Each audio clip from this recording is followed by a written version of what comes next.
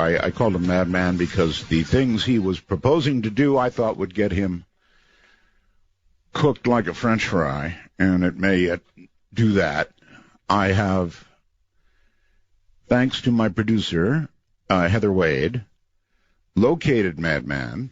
We've got him secreted away to a very special location where he can do an interview. That's right, Madman Marcum. Mike Marcum is here. Thank God. Frankly, I thought he had toasted himself, and of course you can't ever rule that out with this young man. So that's where we're going tonight. We're going to interview Madman Marcum.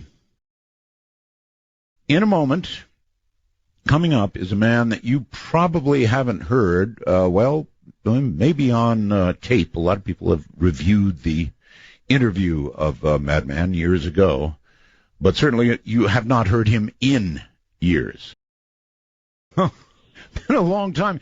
20 years ago, right? The first interview, and then 18 years ago? Yep, something like that. Something like that. All right.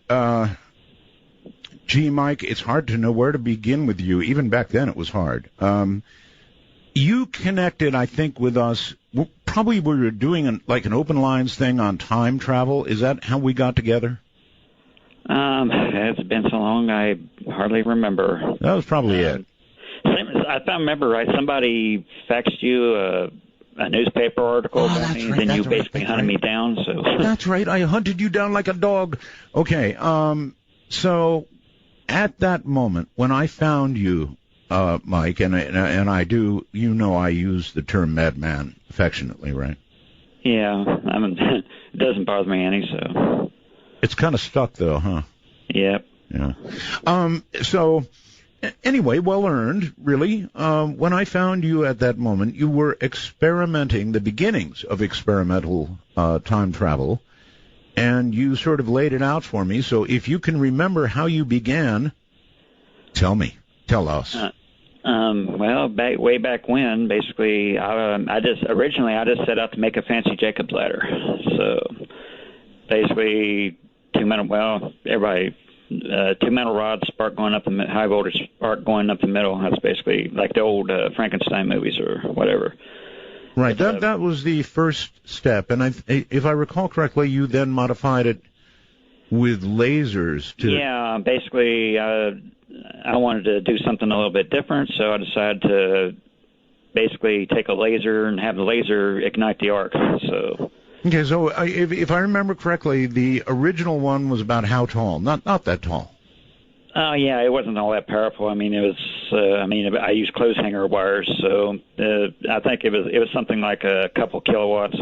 Couple of kilowatts, okay. Yeah, and I had no way to measure the laser power, but it was hot enough. I mean, it was hot enough to where it lowered the resistance of the air to get an arc started. So. And that arc was about how big? It was 20,000 volts at about 100 milliamps. So, probably at the longest at the top before it extinguished, probably 7 or 8 inches long. All right. So, now, with that early experiment, Mike, was there that little thing appearing above the Jacob's ladder? Yeah, it didn't exactly work as I expected it would. Basically, what happened was when I fired the laser, the spark stuck where the laser was, and right above it, there was like a little shimmering mirage effect, like anything like a road in the desert, I guess you could say. Sure. But this was like a small circular spherical looking. So I ended up, it's like, whoa, this looks strange. So basically I was wondering, what am I looking at here? So, what have I done? Yeah, so I decided to test it because I still had some parts laying around. I decided to toss a screw into it and see what if anything happened. Toss a screw into the little circular shimmering thing that was above the ladder. Yeah, I mean, I almost didn't notice it. I mean, basically, it was almost invisible. So, but anyhow, I tossed it in there, and the screw disappeared. and then roughly half a second later or so, it reappeared where it would normally be landing. So obviously, being a scientist, you thought, I'm sure, I'm probably nuts, and I missed it, and so you tried it again, I'm sure, right away. Oh, yeah, I tried it several times, and I had the same thing. It did the same thing every time. And I'm like, whoa, I got to get a video. I got to get a camcorder and record this thing, and it's about not even 10 seconds within that thought, my laser overheated and basically caught fire. So, where did you get the laser? I mean, at this early stage, you had no, money really. So where do you even get the laser? That's doing things on the cheap like this. Things tend not to last very long, and that's basically what happened. The laser overheated. I more or less salvaged. It was a diode laser out of a CD player. So okay. At this point, you had not yet had your run-in with the law, right? Yeah. So, but yeah. Long story short, basically, I ended up. It's like, well, if I got to rebuild this thing, let's go ahead and make it bigger. Right, so what you had was blown up, sort of. I guess there were some salvageable parts, but the laser was all gone. Yeah, it's like, okay, I can probably just use a CO2 laser. I mean, those tend to be high power to begin with, expensive, but at least it would last longer. I do have this question. Did you come to a conclusion, after throwing that screw through a few times, about what was happening to it? Well, I mean, at first I'm thinking, okay, maybe did I just see what I think I saw? I mean, at first I couldn't. Basically, it's like, am I going nuts? Of course. Did I just hallucinate? So, but yeah, I mean, at first I'm thinking, okay, maybe I'm just making it invisible or whatever. But then basically I didn't hear it hit the table. So if it's like cloaking it or whatever, it was cloaking the sound too. Right. So at this point, Mike, were you endeavoring to produce some kind of time travel? Is that what you thought you were doing, or did you not know what you were doing? Well, I mean, basically, well, like I said, when I first discovered this, I was just making a fancy Jacob's Ladder / light show. So okay, I didn't set out to actually go out and build a time. It's like, I want to build a time machine. Let's try this. Right. That's not the way it happens. So this is the way great experiments are formed. It starts off like this. So here you are, a burned-up laser. You need more parts. You need more power. Yeah. Obviously, the screw had to have gone somewhere. I mean, did you even begin to theorize and think, well, where in the hell did that thing go? Yeah, I mean, at first I think maybe I just made it invisible, but then I thought, well, if it was just invisible, I'd still hear it hit the table. See, this whole contraption was basically sitting on a makeshift table, 4x8 sheet of plywood. Right. So even invisible is cool, right? Yeah, I mean, they can actually do that these days with metamaterials, but not in 1995. So that had been a major discovery anyway. So sure. So either way, it's cool. Time travel. Disappearing, becoming invisible, going to a different spot, all of it is cool, and you can't account for it with any known science that I'm aware of. So anyway, you decided you needed bigger and stronger and more powerful everything. Yep. And, well, long story short, maybe the transformer I used for this, I wound myself. I'm surprised that didn't catch fire, too, because only at the time, back then, in 1995, I didn't have internet access. So basically, if I wanted to learn how to do something, I had to learn trial and error. I mean, if I built something, it blew up, I knew not to build it that way no more.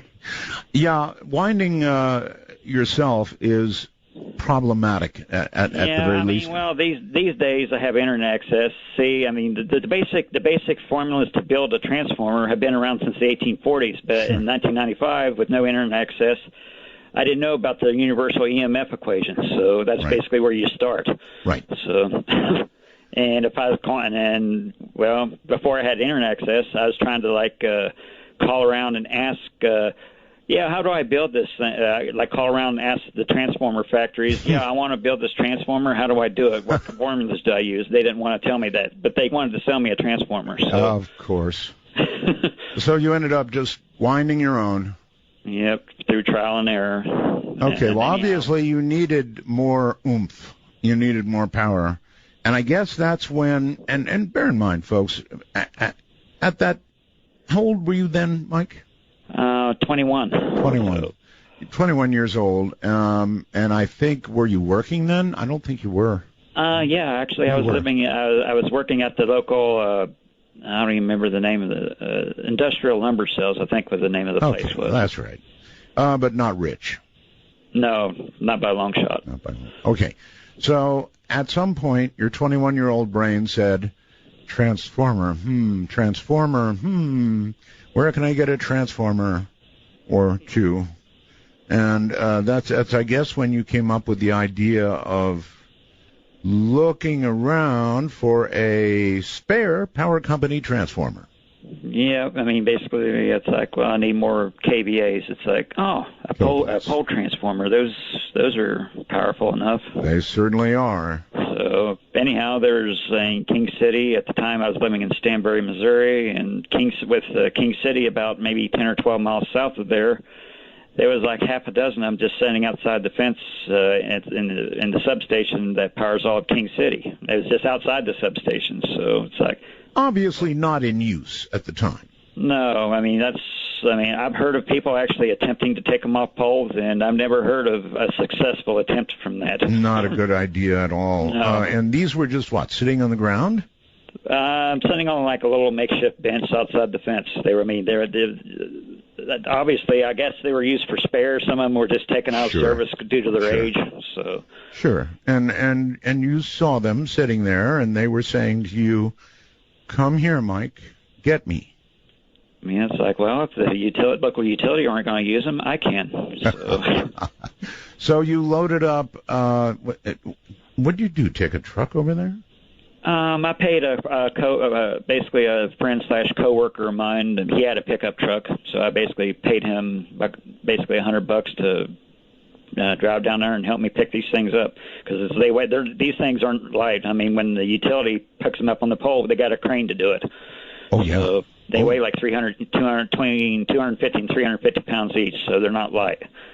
How did you even get them up on the truck? I guess it took how many of you? 3 of us. Basically, it was him, him and a friend of his, and me. So. Well. And it was still basically a struggle to get him in there. So, but we managed. So. You know, Mike, the police would usually call those people co-conspirators or something else. Yeah. I mean, I more or less. Basically told them, hey, I'm the mastermind. Don't basically. Of course, they're not going. They'll take that into consideration, but they're not going to say, oh, you're the main guy that did it. They're just going. They're not just going to let everybody else go. Anyway, you got away with them, right? Obviously, I ended up doing the most time, but they didn't get off scot-free. So. I see. Yeah, you did do some time. There's no question about that. So you got these transformers, and you got them back to your apartment? Yeah, I was living in a house. In a house, okay. Yeah. And how long did you have the transformers before, on the door? Probably. I'm going from rough memory here. I want to say like anywhere from 4 to 6 weeks, maybe. Oh, 4 to 6 weeks. Okay, yeah, so that's. I remember taking him in January, then getting arrested like at early, maybe in February, I think. No, I got arrested January 29th. Actually, it may have been December when I took those.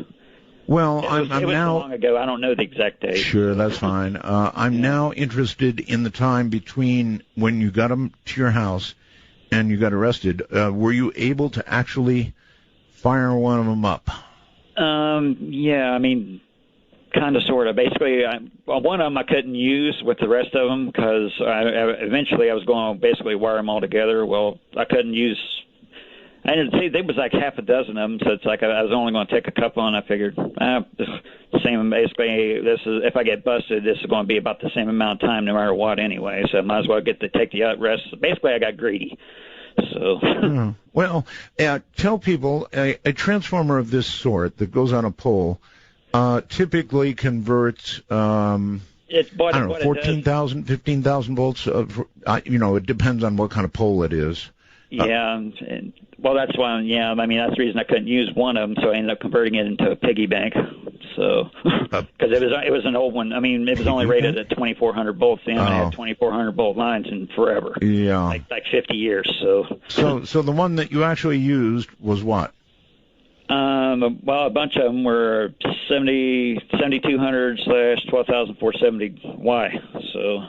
So you're using them backwards and then putting them in series. Yeah, yeah. What they do is step power line voltage down to 120, 240 for your house. Well, I was basically feeding it backwards, putting 240 in it and getting 12,000 out of it. That's right. And then going, I guess. So you used only one, or did you actually have them in? Eventually, I was going to wire them. Basically, the other.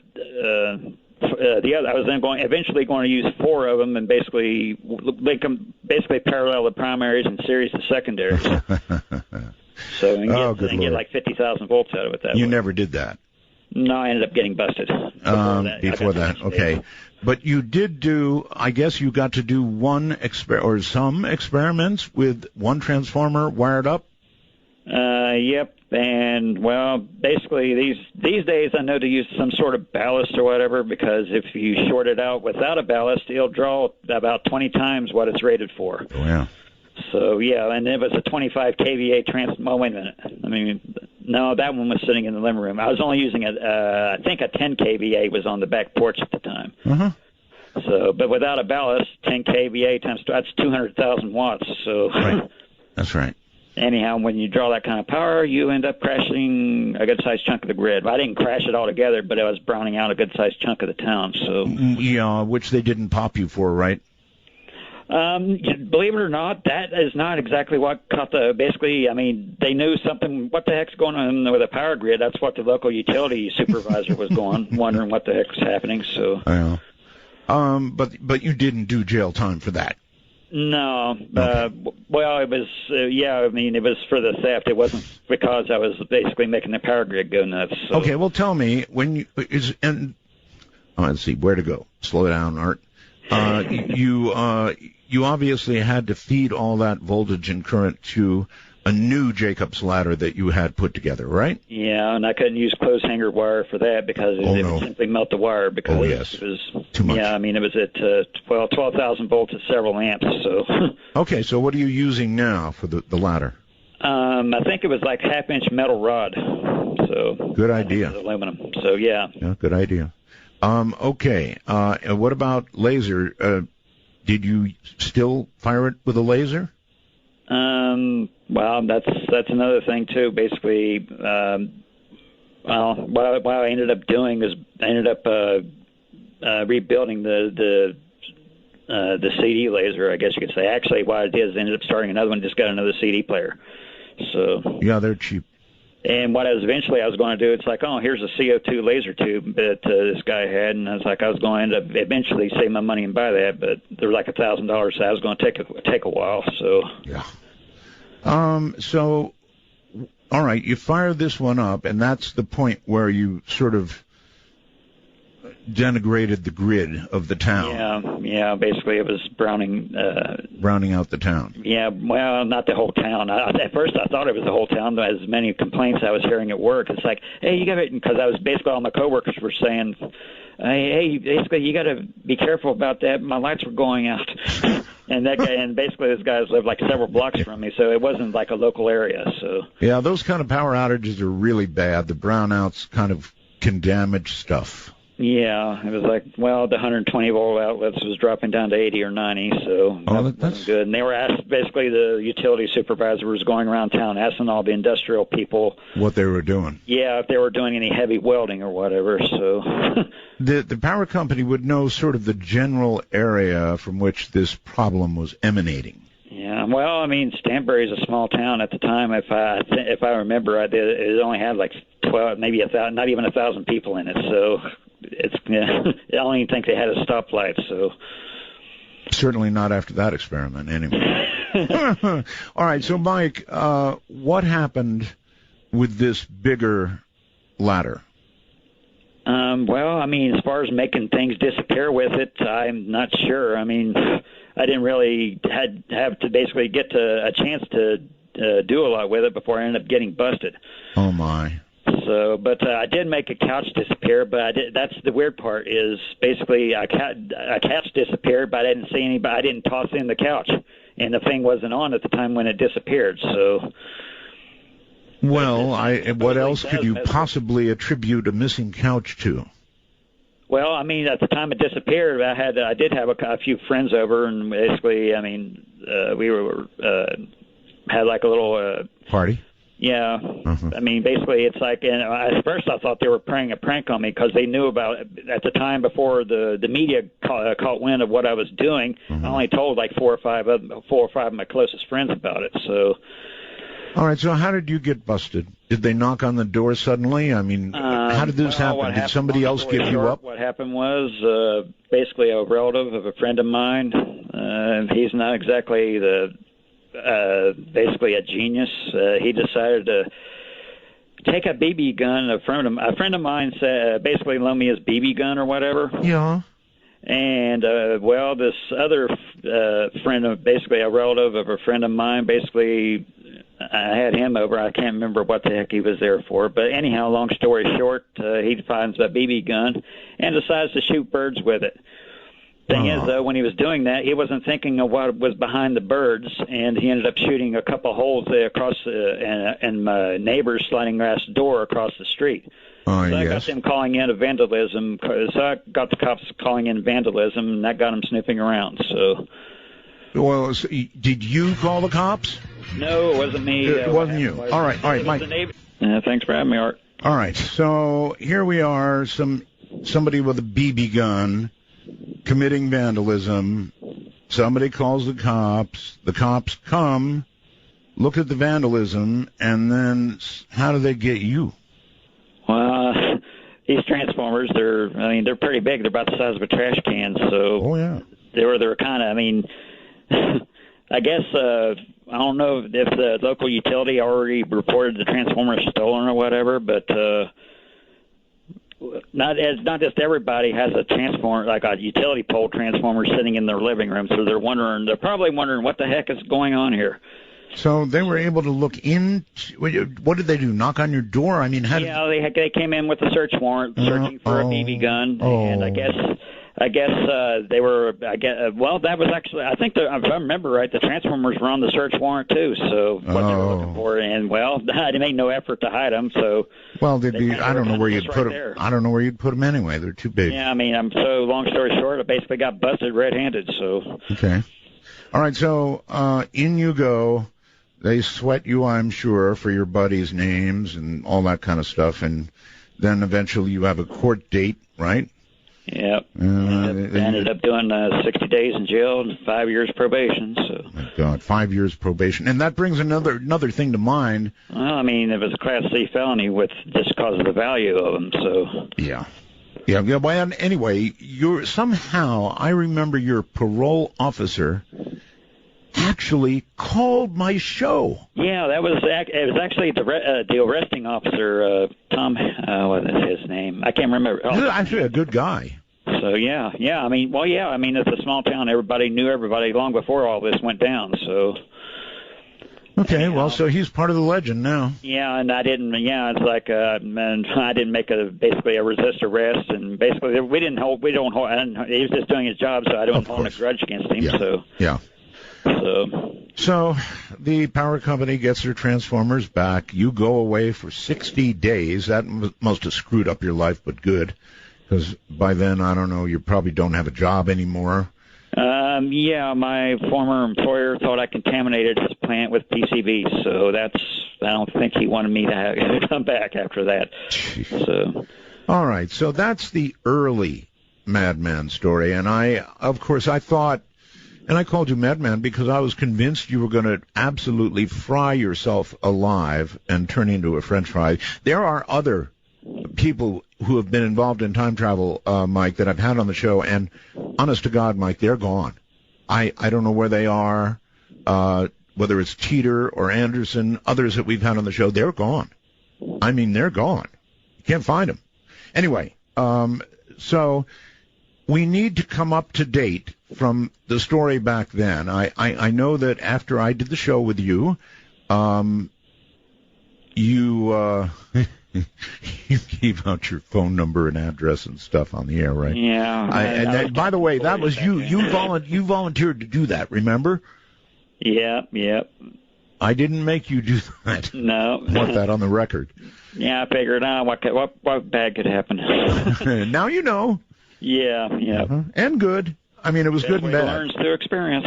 Yeah, and so at this point, you're out of jail. You want to build something even bigger and better.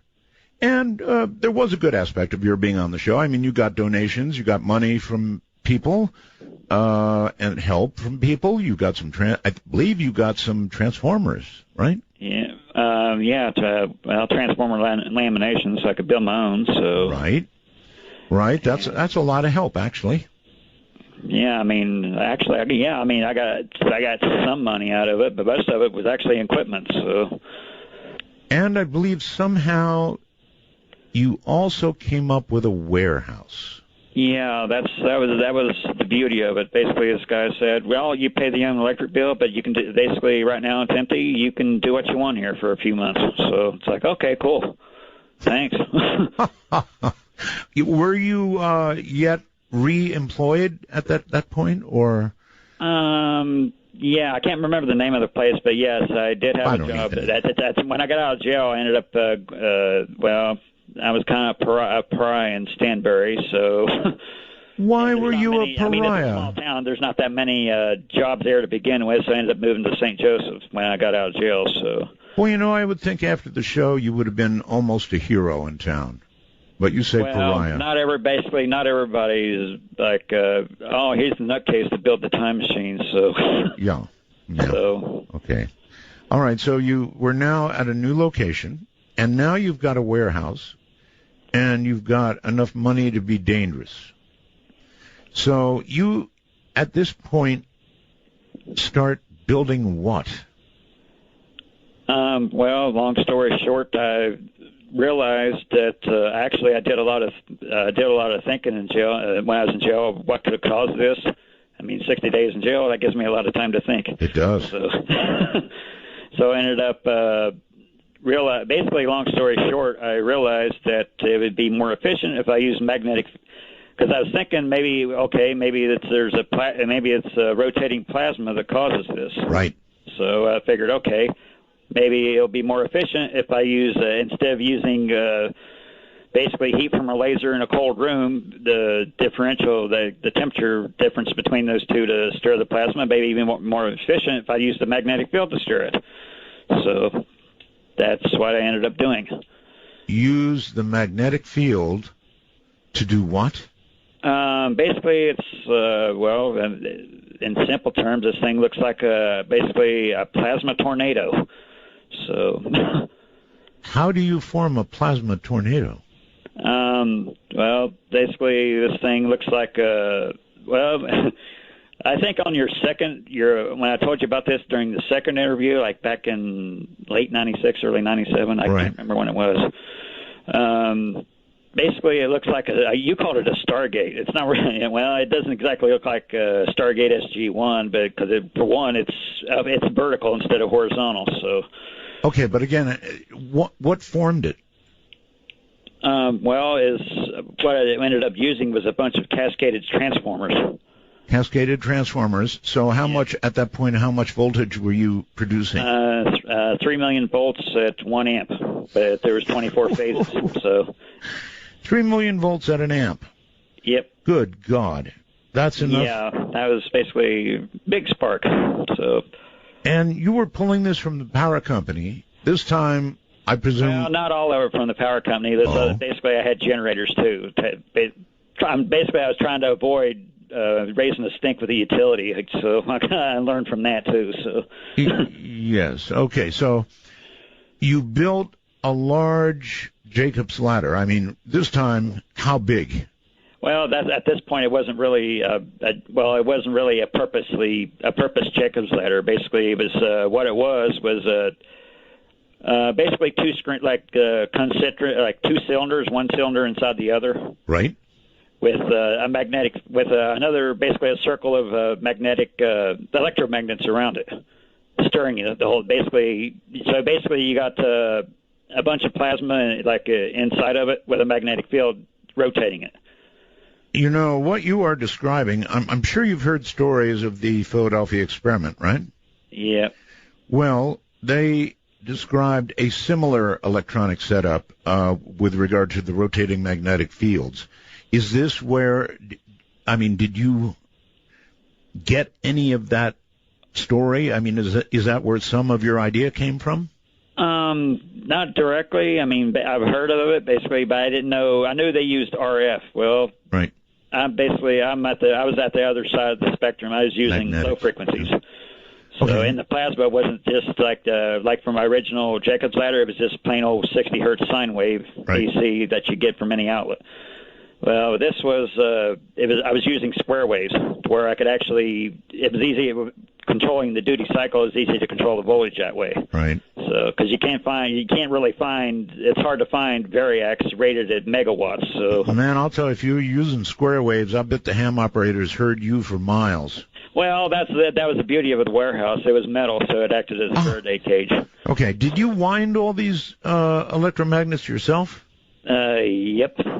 So you must have been like in that warehouse every day working. Oh, yeah. I mean, basically, I lived in St. Joseph, Missouri, but the warehouse itself, if I remember right, was in Overland Park, Kansas, which is basically a suburb of Kansas City. So. Oh, okay. So yeah, and that was a long commute. So most of the time, I just hung out. At the most of the time, I just ate and slept at the warehouse. So.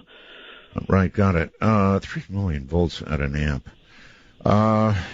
So you've got these rotating magnetic fields, and then you said a cylinder inside a cylinder.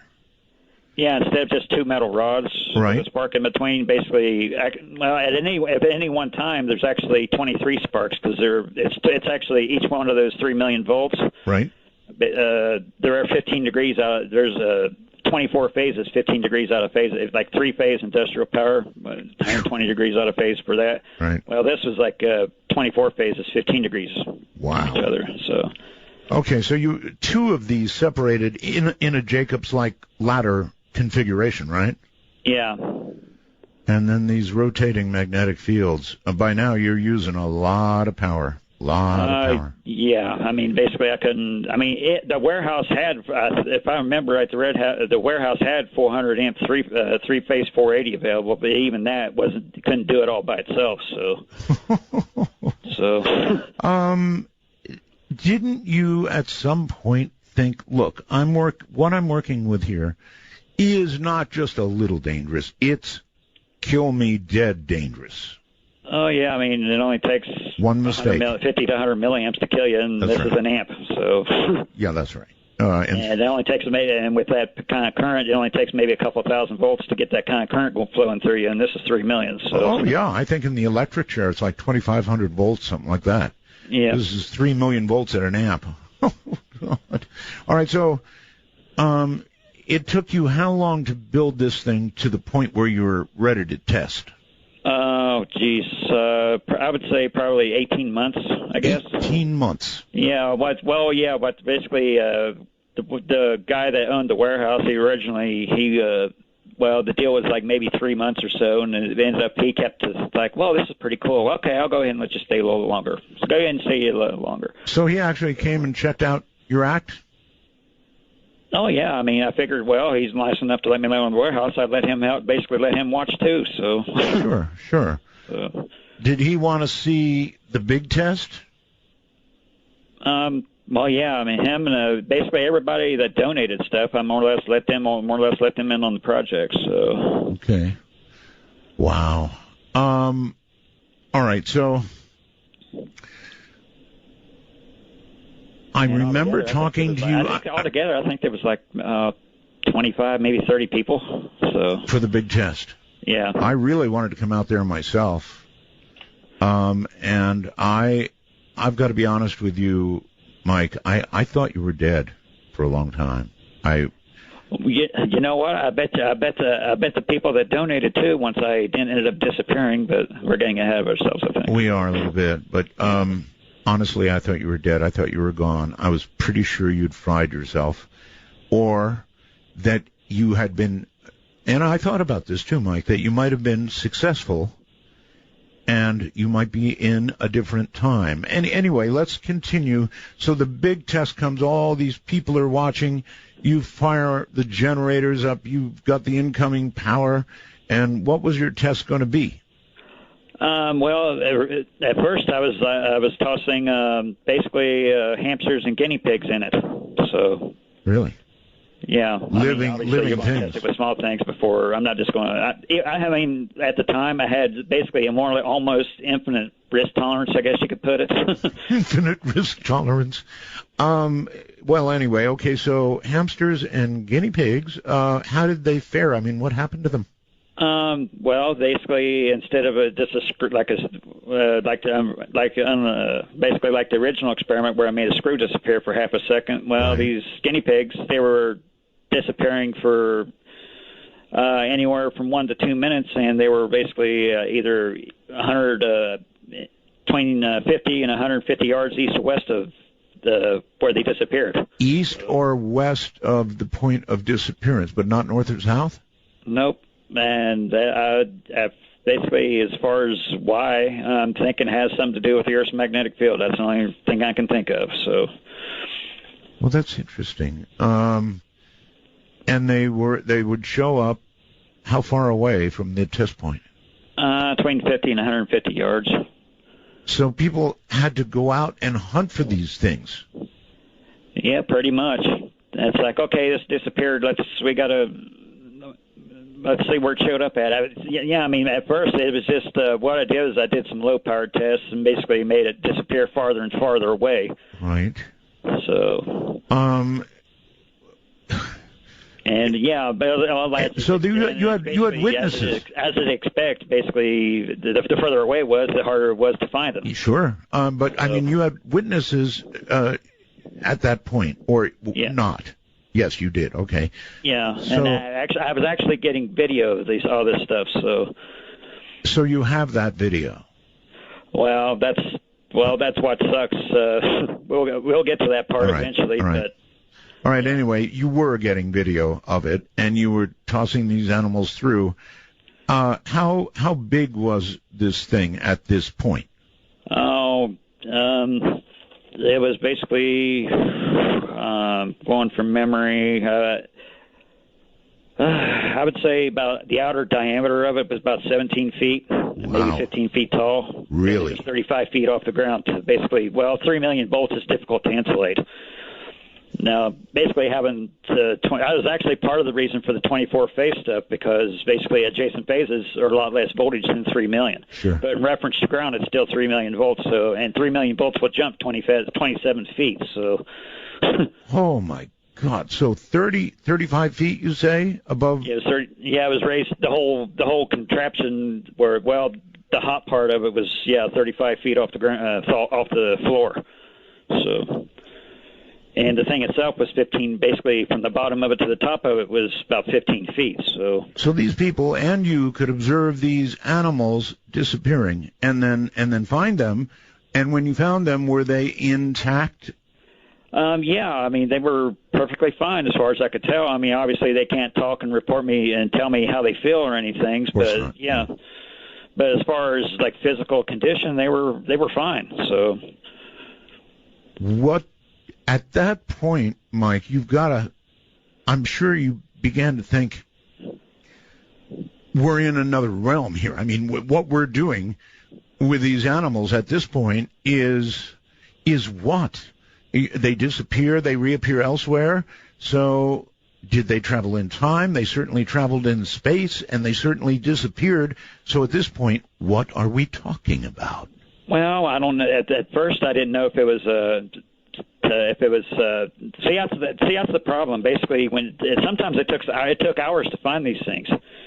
And I don't know if that was because they were gone for hours and we just happened to now find them, or basically we just found them. They were like gone that whole they were gone that whole time. Or, I understand, right? So I mean the smaller scale stuff. What was happening? Basically, they were disappeared and then they reappear again.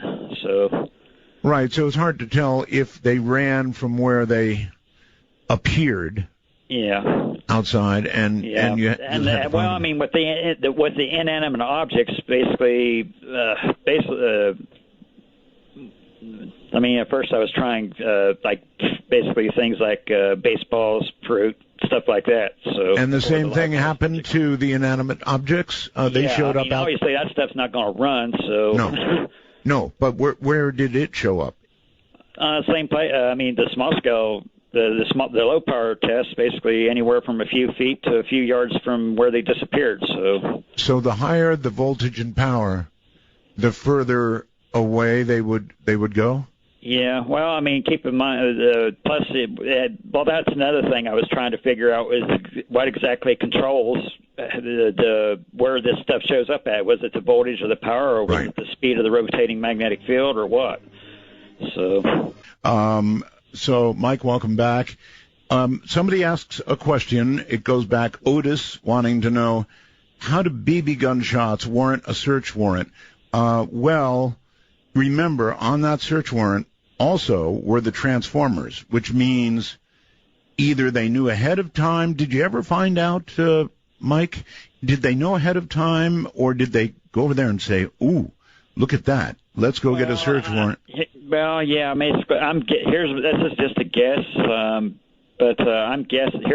My guess is that the guy that got busted for the BB thing, he more or less spilled the beans on me to so he could get a lighter sentence or something. I don't know. That's what my guess is. I never have figured out exactly what happened though. All right, do me a favor and back about an inch away from the phone. It's really a good connection actually. Okay, can you hear me now? I can. I hear you fine. It just eliminates the popping. Okay. All right, so now here we are. You're experimenting with animals.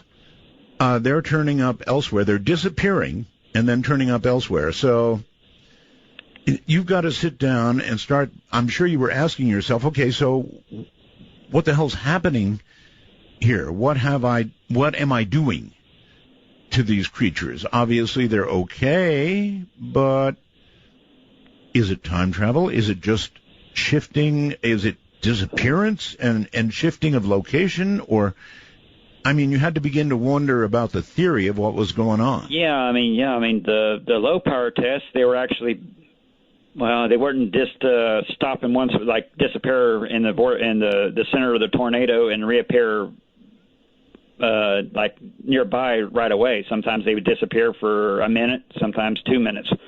So, well, when did you begin considering? I remember interviewing you, and you were considering yourself. You were considering trying this thing yourself, and that's kind of what I last remember, and that's why I thought you were dead. I got pretty confident. I mean, I got pretty bold and confident after so many successful tests. There was one test where I tried a grapefruit or an orange. I can't remember what it was. It was something similar to that, some citrus fruit. And that was never retrieved. So I don't know if it ended up in space, disintegrated, or what. But but I tossed. If I remember right, I tossed in like 200 objects, animals altogether. There was like 200 some odd tests. So. Boy, that warehouse must have unretrieved objects. So. Okay, that warehouse must have smelled like ozone. Oh my God! Basically, I had to. There's in the roof, if I remember right, or near the top of the roof, there was like ventilation fans, and we had to keep those running to keep from poisoning everybody with nitrous oxide. So. All right, so. Now take me forward as you will, because I kind of don't know what happened next. I thought you were going to jump into this thing, and I thought you were going to fry alive, and that's like the last thing I remember. Well, yeah, eventually, I ended up testing it on myself because, like I said earlier, basically hamsters and guinea pigs can't talk. No. So. No, you had to give an awful lot of thought before trying it yourself. I mean, for one thing, a hamster or a guinea pig is really small compared to a human being. The inside that's a concern because the inside diameter of this thing is only like 5 feet across. So and keep in mind the top of this thing is like 50 feet off the ground. So, and well, if it doesn't work, if I jump in and it doesn't work, I'll probably break my legs or my neck. So, absolutely. So there's so many points of failure. You could jump through and keep going, and as you point out, hit the floor and break probably your neck and be dead. Or you could jump through, part of you would touch the wrong thing, and what would have happened to you if you'd done that? Well, that's the most of the, as far as the electricity goes, most of it, I wasn't about to test the theory and find out, but the inner electrode, I guess you could say, was grounded, so. But usually if you touch a grounded object with that kind of voltage, you're going to get a piece. You won't necessarily get the whole 3 million basically 3 megawatts, but you'll still get a piece of it, and probably enough to kill you. So. Sure. So you climbed up, and I can't even imagine. I mean, you had everything turned on, humming like crazy, I'm sure. Mm-hmm. And you probably, what were you on, a ladder? Cherry picker. A cherry picker. So here you are on a cherry picker, and you got to figure out how to jump out of the cherry picker and through. Yep, I ended up just crawling on top of the bucket. So. Yeah, and how long did you sit there and think about it before you jumped? Well, that's the thing. I figured if I had to think about it too long, I'm going to chicken out here. I mean, normally, like I said, I had almost infinite risk tolerance at the time. I mean, somebody dared me to do something, no matter what it was, I'd probably do it. So, I mean, a lot of 20-year-olds are like that. So they are, and a lot of them never make 30. Yeah, but ended up, I don't know. I guess I thought of it about a minute or two. Basically, I made sure the camera was ready. Because, like I said, if I would have thought about it too much, I would have said, "Okay, this is dumb. I'm not doing it." Mm-hmm. So, well, why not? I mean, this is an obvious question to me. I would have some kind of cushioning, like they do with stuntmen, where they have cardboard boxes and other stuff, so that if you did hit the floor, you might live. Well, keep in mind the only thing insulating the bottom of this was air. If I stuck anything below, there's between the bottom of that thing and the floor is basically 3 million volts trying to get to ground. It basically burned anything you set under. Basically, you put underneath it. Oh, that's right. So I mean, even with 35 feet of distance, you get a lot of corona. So absolutely. Well, 35 feet is definitely enough to kill you if you land the wrong way, and probably kill you no matter what. Yeah. All right, so you climb up on the bucket, and you jump. And then what? Well, long story short, it feels like I got hit with a flashbang, and I wake up, and I'm 800 miles east of there, and 2 years later. So that's basically, there ain't no other way to put it. 800 miles east, and 2 years gone. Yeah, well, basically what I did, I more or less, it's not very scientific in hindsight, but what I did is cranked everything basically to the max.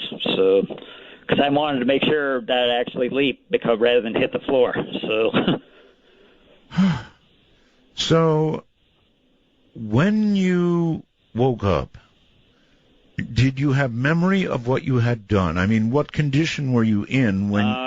Well, when I came through the other side, so to speak, I had total amnesia. That EMF and all that magnetism basically messed with my brain. So I'm sure it would. I believe, like other mammals, we have magnetite, don't we, in our brains? Well, I mean, it's basically your brain's electrochemical. So right. Basically, magnets will mess with electric fields. So right. So how could you possibly have gone 200 miles, and it was east, you say? Yeah, well, yeah, this was in Overland Park, Kansas, and I ended up, well, the nearest town I landed near was like Fairfield, Ohio. You can Google map that. That's basically roughly 800 miles east. So 800 miles. But it took me quite a while to figure out basically to remember what the heck I did, and then I figure out, okay, where the heck am I? So. And where were you? I mean, when you woke up, what were you on the ground? Were you in the middle of a shopping center? Basically in the middle of a field. So. Oh, that's actually at least lucky, I guess. Middle of a field. I guess it rides the Earth's gravitational field, so I don't end up in space. So, which was basically one of my other concerns if I tried to leave too far. So. Of course. Oh my goodness. So, here you are coming.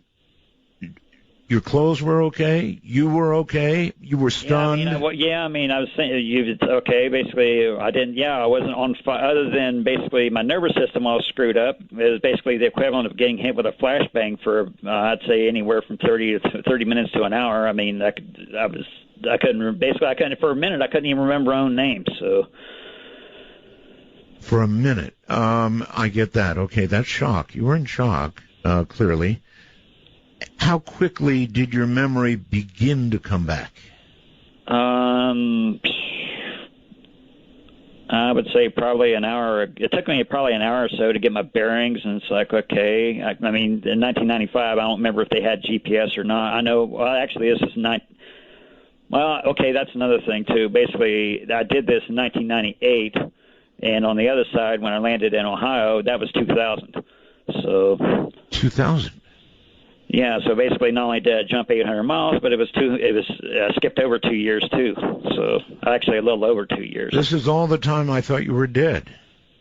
Well, from everybody else's point of view, for 2 years I didn't exist. I mean, if you basically do a Social Security search on me, for 2 years there won't be a peep. Oh, I believe it. Trust me, I believe it. I searched for you. I looked for you, and you did not exist. It's true. So where to pick up on the story? All right, so now you're slowly beginning to remember, but at this point you don't have a home. You're 800 miles away from where you ought to be, or where you started.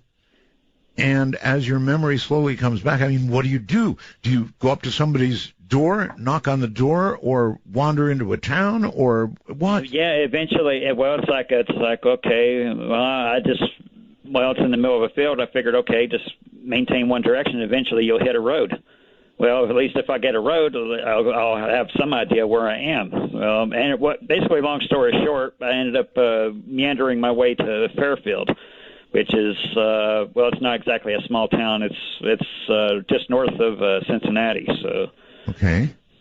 Ended up going, basically, okay, from Fairfield, it's like, okay, I know where I am now. So, and long story short, I ended up going from Fairfield to a homeless shelter because, keep in mind, after a few hours, it's like, okay, I remember my name now. So. Madman, did your ID, did you have your wallet with you? I presume you probably removed any metallic objects before you jumped, I would hope. Yeah, which included my ID, my credit cards, and all that. So, because with these magnetic fields, they would have been erased anyway. So you didn't even have ID on you? Nope, I had to go to the DM. Basically, eventually, once I remember my name, after a couple of days, I remember my Social Security number, so I had to go to the DMV and get another one. Holy smokes. So here you are, utterly homeless, without ID. You slowly begin to get ID again. You're staying in a homeless shelter, and you have no memories of those years. No, basically, it's weird. Basically, it erased. I could still remember like old memories, but basically the newer stuff, like from the previous 5 years or whatever, I couldn't remember squat. So, other than like I said, for a while I couldn't even remember my name, but eventually I got that back. So, and actually, that was the first thing I got back, and then I remembered. Okay, it started coming back to me. So. Yeah, So- basically that's another weird thing too. Sometimes, I'm sure everybody's Googled their own name before, but yeah, I guess there was hundreds of other people looking for me too. So Yes.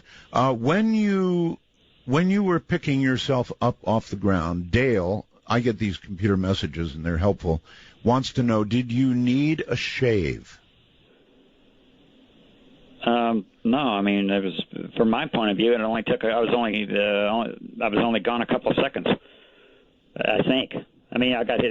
The closest approximation I can think of is as far as experiencing this myself. I mean, it felt like I got hit with a flashbang. That's the closest approximation of it. Yeah, fair enough. But I mean, a lot would have changed if your body had actually spent a linear 2 years. You'd be shaggy. You'd have a long beard. You have long fingernails. Yeah. I mean, that's the thing. From my point of view, it only took a couple of seconds. So when did you first learn, oh my God, it's the year 2000? At the homeless shelter. Long story short, I ended up did I already mention we got to the homeless shelter in downtown Cincinnati? You told me you went there, yes. Yeah. Well, yeah, eventually I made myself to the homeless shelter in Cincinnati, and, well, every day you get a newspaper. They get a newspaper there, and it's like, wait a minute, this is 2000.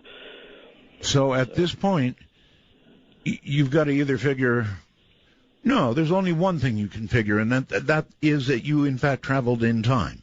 Yeah. Because otherwise, the things I just talked about would have been true. You would have been shaggy. You would have had giant long fingernails, and so you did travel in time. And when did that hit you? That, my God, I really did it.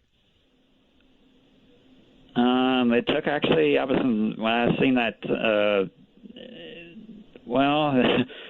The time travel movies don't really basically. They don't really depict it accurately, like the reactions of people when they realize they've done that. So, I mean, I was in shock for a while. So. Well, movies need a little romance and drama and stuff like that, so you have to expect they're going to mess with things. But it dawned on you that, my God, I actually did it. I traveled in time. And then I guess, so you began to establish yourself? You got ID again? Did you get a job? Did you stay in the area? Yeah, I got a few temporary jobs. Eventually I got most of my memory back. I mean, even today, there's still holes in it. Really? So, long story short, I ended up basically saving up, getting a few temp jobs and saving up my money, and ended up going back, basically catching a Greyhound back there. And so you take a Greyhound home. I'm sure you want to go back to the warehouse and see what's what, right? Yep, and go back there, and basically go back there, and it's gone, basically everything. And you don't mean the warehouse? Well, no, the warehouse. Keep in mind, basically this was back in 2000, like 15 years ago. So right. I go back there, and the warehouse is there, but it's basically all my stuff inside's gone. So gone? That's a lot of stuff to be gone. Yeah, 2 years. This is all. That's plenty of time for. I don't know what happened to it. I don't know,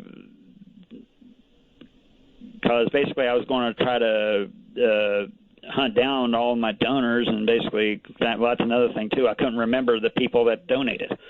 So. And a lot of people did, I guess, donate, huh? Yeah, like I said, probably 25 or 30 people. So. All right, so here you are. You're back at the warehouse, and it's empty. All your stuff is gone. And I'm wondering, okay, what happened to it? Of course. It's like. And then also you had. And basically I was gone, like trying to fill in the past 2 years of what happened, and with everything, the whole darn planet. So. Yeah, I have to sit down and read the New York Times or something, I suppose. Anyway, did you contact the owner of the warehouse to try to find out what had occurred, or what next? Well, that's the thing. I couldn't remember the guy's name. So, we're not going to reveal where you are now. We're just saying you're in a secreted away location, which happens to be really true. My producer got you to a special place for this interview tonight, right? Don't say where it is. Yeah, I mean, I kind of want to keep that to myself. Like I said, live and learn. Yes, live and learn, indeed. So what is ahead for Madman now? Basically, eventually I'm going to try to rebuild that thing and test and see. Basically, I don't know if I want to do that again or not. That kind of, like I said, that kind of messed with my head. So, if you build again, and I have this really strong feeling that you will, would you build to a even larger scale? Would you, in other words, attempt to prove to the scientific community what you say is true, or what would your objective be if you build again? Well, that was basically. Keep in mind when I said everything's gone, even my documentation for this thing, I don't know what happened to it. So, which kind of, even the time machine itself, even if I still had all my notes and stuff from it, basically I could say, okay, here, basically I could give it to the world, say, here's what I did, repeat it. So, I mean, if you can't repeat it, the whole thing's kind of useless. So, well, not really, not useless, but it would be wonderful to be able to document this. There have been some physicists, theoretical physicists, for example, that commented in the article that we have up on the website about you and about everything that occurred, and they didn't feel like you traveled in time, but they didn't know what happened on the other hand either. Yeah. Well, yeah. They brought up that. Well, if this is true, then why don't they create vortexes with every lightning strike? So the thing is, though. Yeah, but that's not fair. That's not fair. Yeah, I mean, you can't really stir a lightning strike. It's there and gone so quick. So. That's right. That's exactly right. But your magnetic fields could essentially stir it, and you were almost soup or fried chicken. I know. Yeah, well, that's the thing about it. I didn't even have one single RF burn mark or anything on me. So, I mean, the magnetic fields mess with my brain. So, but other than that.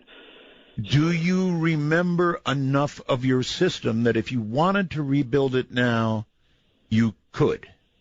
Yeah, I mean, it's not 100%, but I would say probably between 90 and 95%. So the rest I could basically do the trial and error thing and figure it out again. So do you think right now keep in mind this thing probably costs several $1 million. So if I actually had to pay cash for everything. Right. So Mike, do you think that time travel in either direction is possible or only forward? Well, here's the thing. From my previous experiments of going in reverse, because at first it's like I tried to hold the portal open, so to speak, and basically that way I can walk through and then basically come back to where I started again. Yeah. Well, every time I've tried that, I've crashed the power grid. It takes way too much energy. It's basically, I agree with all the other physicists as far as that goes. Basically, backwards time travel. Let's put it this way. Basically, time travel does not work the way Hollywood depicts it. Oh, I've got that. I mean, yeah, you can basically go backwards in time, but not to any point you pick. I mean, basically, I was like, oh, cool, I want to go see Christ. I want to go see Christ's crucifixion. Well, unless you build a time machine at 4 BC or whenever, actually 33 AD or whatever, unless you actually build the machine at that time and have it powered up at that time, you can't return to that time. So, okay. If I build the machine, long story short, if I have the machine powered up tomorrow, yes, I can't come back to today. So, so those 2 years, it's like they just don't exist for you, which means that you did not age during those 2 years. Yeah, I mean, long story short, I mean, as far as the time travel aspect of it is, it basically works the same way as basically relativity. All your long stories are, I'm noticing, short. So we've got a good long show, not that long, so you can make long stories medium. That'd be all right. We have classic stuff here. Mike Madman Marcum. You have now heard his story, I think, to date. I'm sure there's much more to say. For example, Mike, here's a question. Somebody wants to know why, for example, weren't the police there or somebody to stop you from jumping through? They had to know that you were building up to it, right? Well, that's the thing. I kind of after all the publicity, the only people that knew about it is the people that donated. So I never told anybody else. Not the people at work, nobody. So. Well, that really does make sense to me because somebody surely would have stopped you, right? I don't know if they would have or not. I mean, technically, it'd be kind of hard to prove it was a suicide attempt. I mean, and when it exactly wasn't. So. They might have looked at that equipment and figured out it was going to be a suicide, no matter what. Hold on one sec, Mike. All right, so phone lines are open, folks. Here it is. Finally, they're open. You can ask questions if you would like, and I'm sure you have questions. This is a man who's traveled in time. Area code 952-225-5278. Put a 1 in front of that. 1-952-225-5278. If you're calling on Skype, MITD51, or outside North America, MITD55. They probably would have, I think, Madman figured you were going to do yourself in, and somebody would have stopped you, I'm sure. Well, nobody did. Nobody did, as it turns out. But if you check out, there's plenty of YouTube videos where everybody. They actually have suicide videos on YouTube. And, really? Yeah. Yeah. There's just about everything on YouTube. If you look hard enough, but there's all sorts of weird things on YouTube, including that stuff, and including some guys standing on top of. Electric trains, basically just reaching up and grabbing the 25,000 volts of power of the train, and when you do that, it zaps you like a bug. So that's right. All right. Somebody wants to know, because there was a rumor, Mike, that you did an experiment with a cat. Is that true or not? No, I don't know where that came from. Somebody made that up due to lack of information, because basically after the first round of publicity, I more or less made up my mind. It's like, oh God, I can't stand being a celebrity. So yeah, you don't. I know you don't seek out fame. I'm very well aware that you don't seek out fame, Mike, and so it's a honor to have you on the show. It really is. Well, not everybody. Like every Hollywood actress or actress, whatever. Not all of them basically like the limelight. So I compare myself to Jodie Foster. I don't mind basically every now and then, but as far as people knocking on my door 24/7. It's really, to me, it's disconcerting having somebody I don't know run up to me and ask for my autograph. So I know the feeling. Go to restaurants and people want to. Anyway, listen, Mike. People want to know if you were to do this again. Let's think about it for a second. You could conceivably hopscotch into the future. Again and again and again, maybe you could figure out a way to do it with less trauma to your own person, and, you would still be a young man in the year 20, whatever you want. Yeah, like I said, the problem is it's a one-way trip. It's like the same thing as using relativity. Yes. So, well, it is a one-way trip. That's the advantage of, everybody. It's already been scientifically proven you can use gravity to dilate time. Well, basically, I'm using electromagnetism, which is 10 to the 30th time stronger. Right. So right. I don't need basically a black hole to do this. So. They're getting ready to try to create a black hole at CERN. You have any thoughts on what might happen when they do? Well, they're going to be basically. I'm with everybody else. Like as far as all the other physicists, as far as that goes, they'll be so small they'll evaporate almost immediately. I hope you're right. I really hope that's what happens. Well, I mean, if not, it'll swallow the Earth at nearly the speed of light, and we won't even see it coming. So. Yeah, it'll be over. Oh, just like that. All right, on Skype, you are on the air with Madman. Hi. I think it's somebody named Torch. You're on the air. Hello. Hey, how's it going, Art? Welcome back. Thank you. I wanted to ask, the key thing that you really need the most is funding, right? Funding or equipment. So. Okay. Well, if you could travel into the future, or even if you could travel into the past, wouldn't the number one thing would be to find out what the numbers are going to be for tomorrow and well, come back and play those numbers, and you'd be able to fund yourself with millions of dollars? Well, I mean, obviously that's the first thing I thought.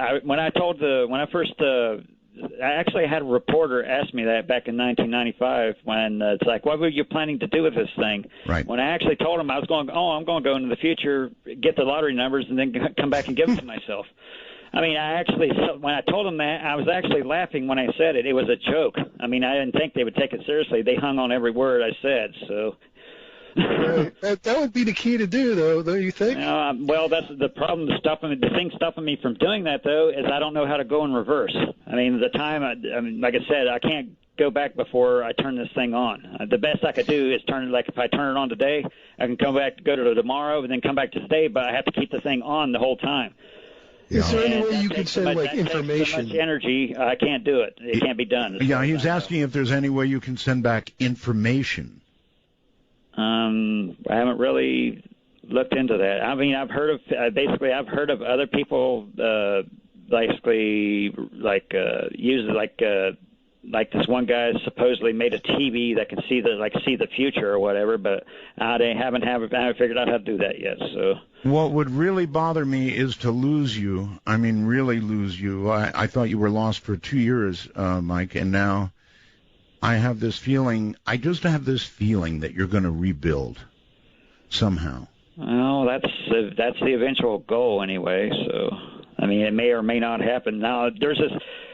I guess if it happens at some point in the future, I can't really say it didn't happen. But there's this story floating around me on the internet where I ended up back in 1930 crushed in some tube with a cell phone in my hand or something. Well, as far as I know, that didn't happen. But that's not to say that I don't do it at some point in the future. I don't see how, because I don't know how to go back to any arbitrary point in the past. So I've got to say that even going forward in hops and holding your youth at the same time, if you didn't have to end up with a headache, no ID, and in the middle of a field somewhere, would be pretty cool. Yeah, well, I mean, the foolish, looking back on it, the foolish thing I done, I mean, basically was I didn't wear a Faraday cage when I dumped into it. I didn't think I needed one. Well, I guess I know better now, so.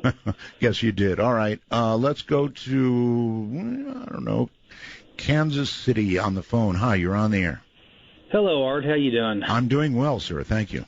Okay, a couple of things for you. I'm a skeptic. I love your time travel talk. I love hearing it. I love reading it. It's great. Are you a skeptic of what Mike did? Well, not necessarily. The proof is in the pudding, naturally, okay? The thing that bothers me on a situation like this, you travel in time, you lose track of 2 years, person can go into a coma, okay? My thing is a two-way travel. You go forward, you come back. You go back, you come forward. Well, that would be ideal. It would be ideal, and it would be the real proof, okay? And the other thing, and Mike, this is for you, okay? I have a lot of close family, a lot of close loved ones keep track of me. What did your family say or think this time you were gone? Oh, good question. A really good question. How about it, Mike?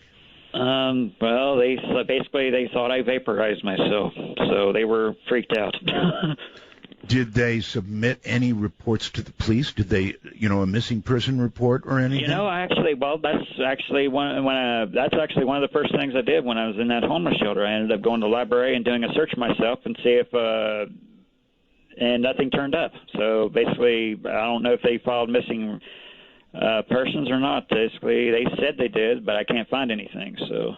All right. Here's somebody named Clay who is on the wormhole saying, has Madman ever considered creating a Kickstarter page to fund yet another project with the proper funding? He could even keep a video blog to record his results, thus proving the experiment works. You know what? That's actually I never actually considered that. I mean, usually with Kickstarter, it's things with well, I mean, with at large, there's probably so much skepticism. I don't think I'd get that much anyway. So. Okay. So, but it's yeah, not I a mean, bad. It's actually an idea. It is. I mean, in one of your original callers from from '95, they asked me if I was going to be publishing. Well, I'm not your typical. Basically, one of your other guests. Most of the other guests already have like a book published or whatever, and then they go on your show to promote it or whatever. Yes, I know. You don't have a book to sell, right? Yeah, I don't. It's like I've never. That's my weak thing on the technical side. I'm a math and science guy. As far as basically the English side of it, when I was in college, I barely passed that. All right. Here's what I recommend, Mike. Seriously, there will be a lot of people who would be willing to ghost author for you or co-author for you. So in other words, you could, in detail, with drawings that, if you can remember, of the equipment, the warehouse, the whole thing, everything that's happened beginning to end, as you've told it on this story, on this show rather, but in more detail, and write a book. I recommend you do it. Now, I'm not sure how we connect. I did remember Stephen Hawking's publisher said every formula including this is going to cut your cells in half. So, if we have a publisher who would like to do this, how about I have them contact my producer? You know her, very nice girl, Heather. Yeah. Right, and maybe you should make a book deal, Mike. Yeah, I mean, if somebody else is going to write it, I mean, I could write all the techniques, basically the meat and potatoes of it, and they can more or less do the rest. So. Man, if anything deserves to be published, it's this. And that it would go a long way toward, I think, funding any project you want. It's just an idea. David, yeah. You're on with Madman Marcum. Hello. Art, man, looking good. I see you on Periscope. Oh, hi. Question for Mark or Mike. Mike. So, go ahead. Yeah. So, I mean, it's intriguing because you don't really have an angle on this. I mean, you don't have a book deal like you said before. Art kind of found you back in '95. So what about the witnesses? I mean, is there anyone out there that can corroborate your story? I mean, where are they at? Maybe we can find them tonight. I don't know. Well, I mean, basically, like I said, I can't remember. There was what was her name? Her last name was Sanderson. That's the only one I can remember. So, but yeah originally, there was like 25 or 30 people that basically were there when I was running this thing. So. All right, just like the police officer who contacted me and actually went on the air. I mean, how often does that ever happen? Crap. I just said it earlier. Oh, Tom Hampton. I'm sure he could be found. I'm sure that some other people who were funding you. He's actually still an officer in Stanbury, as far as I know. So. Wow. So yeah, basically, small town people, they more or less grow up and die there. So. I do understand. Yeah, I hope you can find, some of the people that were there in the warehouse, Right. I think it's a wonderful idea, caller. Thank you very, very much. And put it all together, chronicle it in a book as best as you can remember it. I understand that your memory got harmed. Certainly, that's not a surprise. Yeah, it's like when I was talking to Heather yesterday, I was right. I was telling her about this experiment where they were basically taking these 8 Tesla magnets, which is a really, really strong magnet, but they actually got it. The tech is mature enough where they actually make that handheld. and they were actually doing showing it off on for the Discovery Channel, where they're actually taking that thing, pulsing it into some guy's brain to where, and he's counting from 1 to 10 while this thing's pulsing in his head, and it was actually messing with his speech centers where he couldn't talk, where he couldn't count. I believe it. I absolutely believe it. So it's like these guys are PhDs, and it's like, oh my God. You basically know more about this than I do, and you're still doing it. It's almost like you were in a timeless coma for 2 years.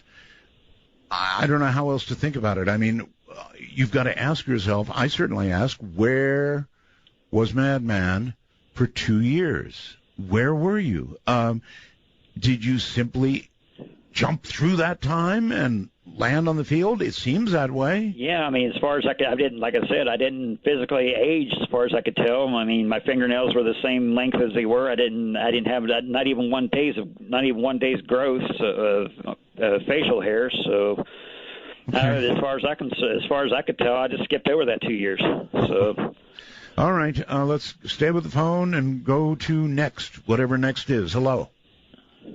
Hey, Art, this is Tom from Florida. How you doing? I'm doing well, Tom. What's up?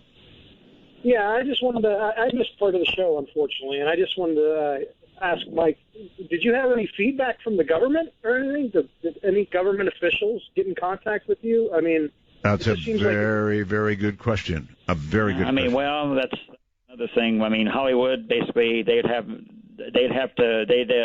me, the Men in Black show up and make me disappear. Well, obviously that didn't actually happen. So, did anybody from the government at all contact you? No, basically you would think they would. I'm sure they have spy satellites everywhere, so I'm sure they know about it. But no, I didn't hear a peep out of them. Nobody came knocking on my door offering me money, saying, "Hey, come work for us. We'll give you all the funding you need." I mean, that happens in every Hollywood movie you ever watch, but not real life. Reality is a little bit different. So that's incredible, Mike.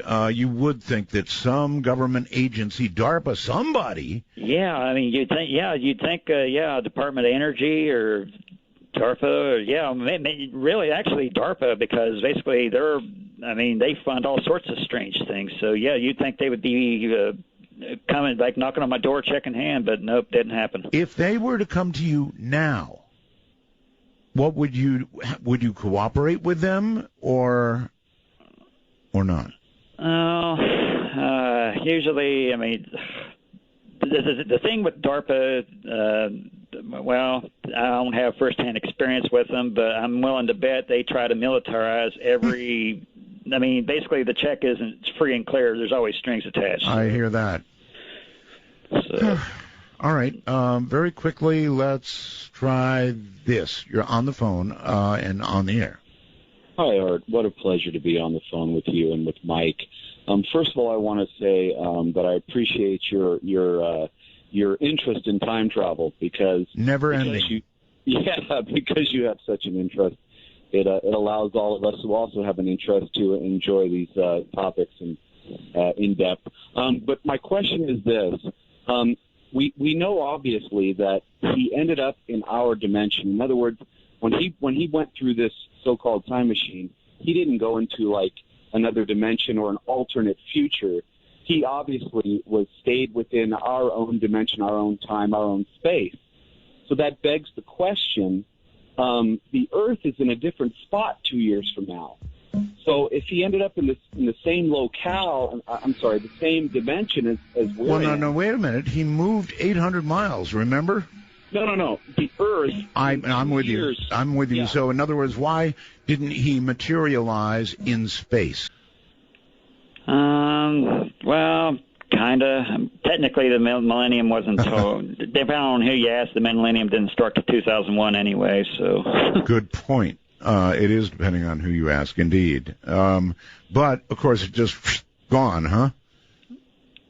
Yeah, pretty much. I mean, it was kind of depressing, but at that point, I was more excited than depressed. So I completely understand. All right, I believe it's Trey from Atlanta. Hi, Trey. Hey, Art. I'm sort of reticent to say this, but I feel like with Madman here, and it is a huge honor to talk to you. Do you feel like even if you haven't personally, in perhaps this reality, have hit time travel, do you think an alternate version of you has? Ooh. That's a pretty cool question. A lot of if you consider like the multiverse theory, I guess if there's infinite versions of me, I guess so. I mean, if you think of it that way. I mean, it's definitely a possibility. Yeah, I mean, by definition, basically, I mean, with infinite possibilities, everything that could possibly happen has happened, as far as that goes. But, I'm kind of more concerned about me rather than alternate me's. So. Well, you are now how old, Mike? According to my birth certificate, 42, but really only 40. Yeah, biologically I'm 40. So at 40, you're in your prime. There's no question about it. You're in your prime, and hopefully with luck I'll have another 40. So. Well, maybe you will. And again, what are you going to do with it? I mean, somebody who's already done the incredible thing that you've done can't just give up. Oh, of course. Of course not. So you're gonna build, aren't you? Well, if I can, I will. Hello there. You're on the air with Madman Marcum. Hi. I think the missing equipment in the warehouse part of your story is the weak link, because it's easy to find out who owns a commercial building.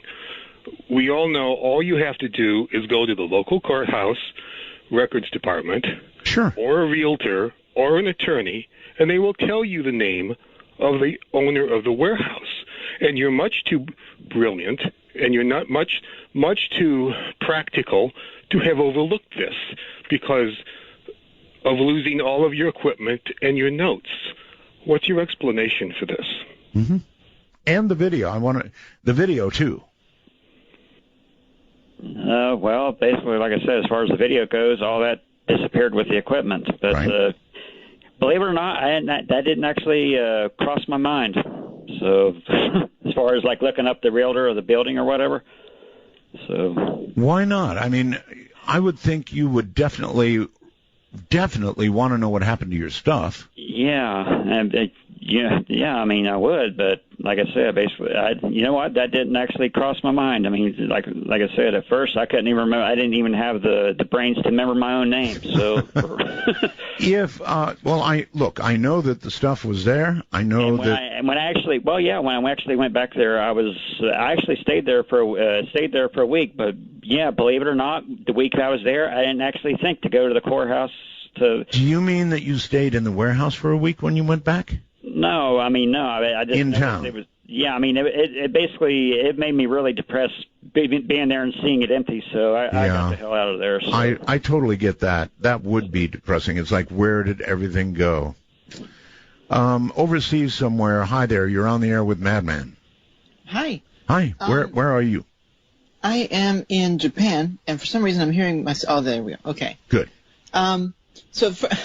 I was going to say that I feel kind of like I'm traveling myself because I'm watching you on Periscope, and it's about 15-20 seconds ahead of the radio that I'm listening to. It's a type of time travel.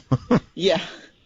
But I guess I had two questions. Sure. One of them, or a question and a comment. One is that on the DARPA side of things, if everything that we hear is, or even if half of what we hear is true, I would think that they wouldn't really need you, honestly. I feel like, to a certain extent, they'd probably be way beyond what you're doing, and their only interest would be to shut you up, if anything. Yeah. They probably just figured, he'll burn himself up, or do it wrong, or he won't remember, or we've already done that, so we don't care. Yeah, it's kind of a good point, Mike. If you've done this... that could be why they haven't knocked on my door. They already know more than I do. So there you go.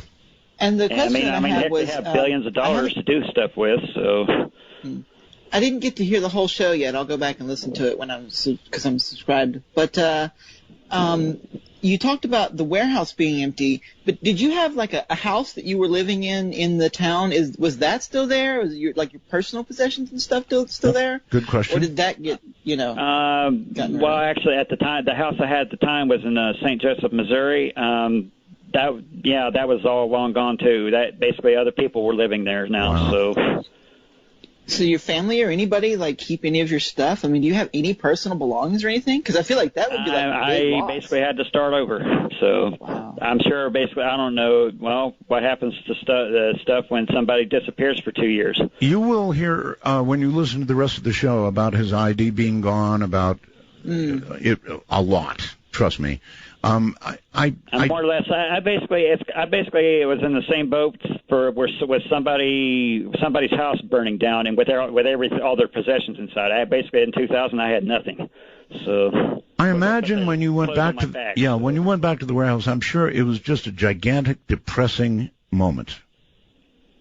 Oh yeah, I mean, here's what I imagine. I imagine that perhaps either whoever owned the warehouse or perhaps the tenant that came to the warehouse after you disappeared, literally, had everything just dragged away somewhere and probably put in, the junkyard. I hate to say that, but yeah. I mean, those electromagnets were probably they probably sold it for scrap and got quite a bit of money from it because there was a lot of copper in that. So God knows they rip up copper, from. Radio antennas have radials. They rip that up and sell it as copper. It's horrible what's going on. Daniel, hello, Daniel, on Skype. You're on the air with Madman. Hi, guys. Hi there. This is actually Dimitri, and Daniel's my son. He was the one that put the call through, but I just wanted to say that it's a great honor to talk to both Art and Madman Marcum. Thank you. I've listened to the original broadcast back in the mid-'90s when I was a teenager, and I was fascinated by the story. Well, in that case, can you verify that what you heard then is basically what you heard now? Yeah. Except for the new stuff. I would say so. And as I said, many years went on since the original broadcast, and this story just stuck with me. It was always in the back of my mind. I would think about it every now and again. I always wondered what happened to Madman, and I tried every now and again to hop online and try to see if there was any new information. Just maybe a couple of months ago, I probably spent a whole day digging online and, came up with little things here and there and actually found a story about him, appearing 800 miles away. And I thought for some reason that was some bogus story. But now hearing it from, Michael Marcum himself, I got to say, hey, you know what? That really did happen. But what I wanted to ask is, okay, so there was a warehouse where all of this equipment was set up, and, I'm sure all these people were there watching Michael jump in. He disappeared. Obviously, there was something to this machine, to all of this machinery. It wasn't just a joke. I mean, guy either teleported someplace, whether he went, forward or backwards in time. It doesn't matter because either one of those scenarios would still be out of this world, and I just don't see anyone scrapping this stuff because there is a lot more to it than just, I don't know, a bunch of transformers sitting around. And I was going to say, tracking these people down wouldn't be that hard because obviously at some point, there's someone's name that was attached to the lease or title. Of course. You know what else? You know what else is also possible, caller, and that is that somebody did know exactly what happened, and somebody came in who knew what they were doing and took it all away. Right. And then another thing I was going to ask is whatever happened to the videotapes? I know, obviously, Michael doesn't know how to get a hold of any of these guys, but, you'd think that if something like this happened and someone got it on video, it's bound to make its way to YouTube. I mean, I've checked all over. The answer to that is all that stuff, the recording of all this was done in the warehouse. So this stuff was in the warehouse, including the camcorder, right, Mike?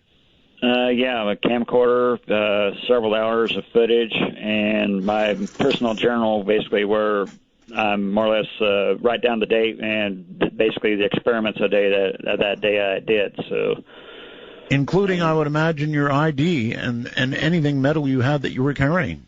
Yeah, well, yeah. I mean, I usually had that on me until that day I was actually going to jump in because I didn't want that basically erasing. So, because there's like a magnetic stripe on the back, and if you erase that, well, you can't swear it doesn't work anymore. So. Mm-hmm. Right, but these people were at the warehouse when everything went down while the video camera was set up recording the whole event. And so you'd think that one of those guys would probably grab the camera after the fact or at least grab the tape so they would have some kind of proof of, hey, you know what, I've witnessed a guy either that, sir, or they didn't want any evidence of this. True. Well, in any case, fascinating story. Loved it. And you know what, I really hope that Mike can go forward with this and, you know what, maybe put out a shout-out because I know there's a lot of people who listen to the show that would probably like to contribute just like the folks back in the day did. And, you know what I think? I go forward. Okay, thank you. I honestly think that one of the better paths now for Mike might be to find a publicist and sit down with a publicist. And even if you have to do regressive therapy, in order to bring back some of the details that got blasted away when you went through, somehow commit all of this to paper and do exactly what everybody else in the world does, write a book. Yep. I'm actually looking at this one guy suggests, I'm actually looking at the website now. Go to tell him to set up a GoFundMe account. Yeah, GoFundMe or well, that's crowdfunding, right? Yeah. Well, one thing I do want to avoid is, I know this one guy. He supposedly had some sort of free energy device, and they ended up sending him to prison for securities fraud. So I definitely don't want to basically end up falling in his shoes. No, we don't want you back in the pokey again.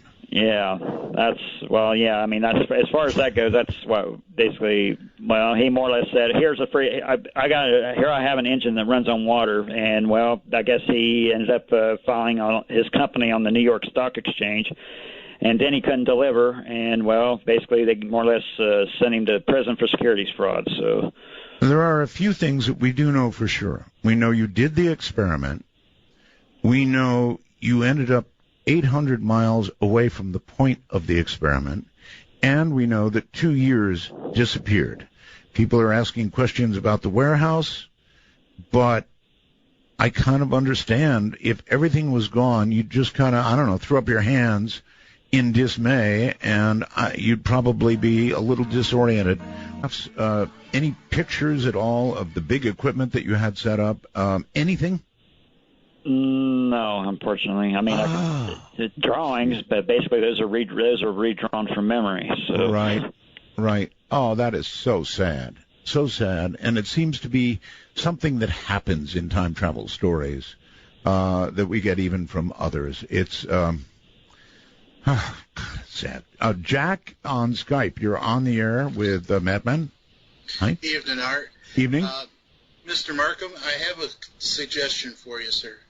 If you set yourself up a Patreon account and then link that with a YouTube account and start making a weekly video, I can pretty much guarantee that everyone listening tonight and that's been listening to this kind of broadcast for the last 20 or 30 years will subscribe to your YouTube channel.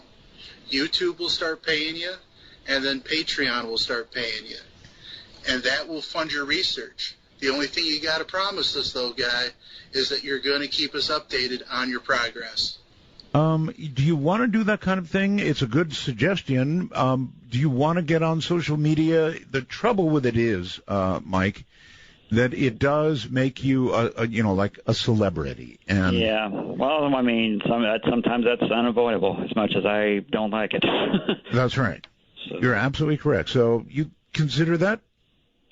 Well, you believe it or not, I already have a YouTube account. I mean, I think it's been hacked because there's stuff posting on it I didn't post. So. That happens a lot. Yeah, but. I know 2 years in the bigger scheme of things, is short.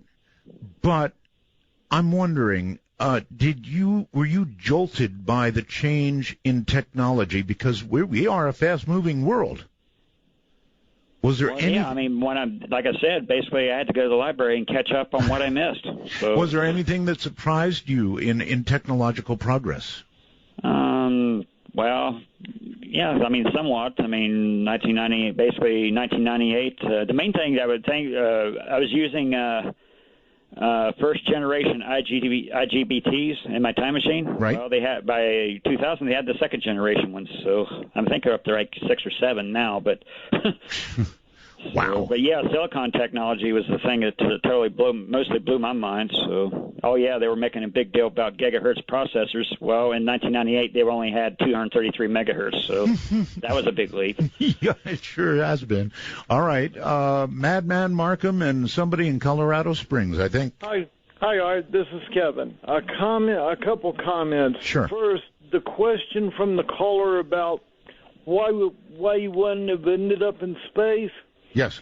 If I jump exactly this moment in time, a year forward, would not I end up in exactly the same place I am now? The Earth would be in the same place in space. Well, if it was exactly a year. And that's what I. Oh, I see. I've got you. So you're saying even though it was 2 years.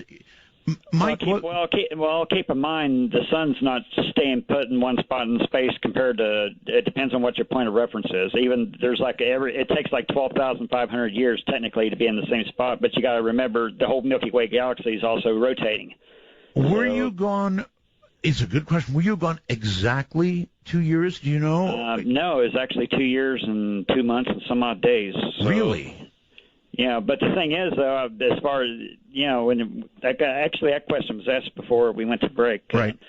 But, basically what happened was, the other end of the wormhole, so to speak, I don't know what else to call it. Yes. Basically, it more or less rides, it's riding the center of the gravity of the Earth, so I don't have to worry about ending up in space. So. Wow. This whole thing is so incredible. And luckily, I guess, it's as far as stability goes, it's not dumping me in the middle of something, so that's actually good. That's actually what I was worried about. Okay, are these hamsters? Are they end up in? It's like are they ended up in the middle of the parking lot or whatever? I mean, literally buried in the asphalt. So maybe when you die, Madman, you'll walk through the pearlies, and there will be a whole bunch of hamsters and guinea pigs staring at you. Kenny, hello there, Kenny, wherever you are on Skype. Hey, how's it going? It's fine. Hey, that was going to be my question because you guys went to break, and why didn't he end up in space? And you guys forgot to answer that question. So that was my question. That was going to be reminding you to ask so that. So your whole call is now useless. Or do you have another question? I have a request. I do definitely have a request. Okay. Is there a way that you can come up with a compilation of all the times JC called you and put it on as a tribute? Because that guy was awesome. I mean, okay. Well, maybe like a memorial.